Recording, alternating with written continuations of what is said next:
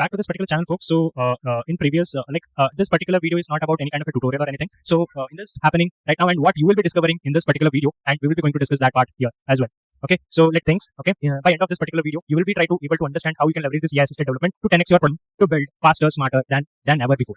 Then I will tell you one of my story that I was learning from one of the development and kind of product development. I have an experience with the R&D. I have an experience with the product development. I have an experience with the services industry as well. So I have diversity rating development life cycle before how much it was taking, after how much it is taking, what is the impact. For example, if I wanted to take an example of before and after 2 weeks per feature or after 2 to 3 days per feature, you have to understand what is an impact altogether. 4% faster time to market or not. You might don't know what the things is happening in the industry as well. So you will get to more insights altogether when you're exposed to the other developers who have said this particular thing. Okay, I do as a leadership role. I try to do this by kind of a metrics. I do each and every process, folks. Because lack of team understanding or anything, they might not aware like what will be the metrics altogether. You have to be put into the high level. How this is, you are using a legacy code and legacy code basis. What are the kind of a metrics that cannot be solved using that frameworks or XYZ tools and technologies? Okay, let's suppose there is a multi-tenant issue in the particular database issues. You have to figure out what kind of a metrics you need to think about it. Okay, altogether.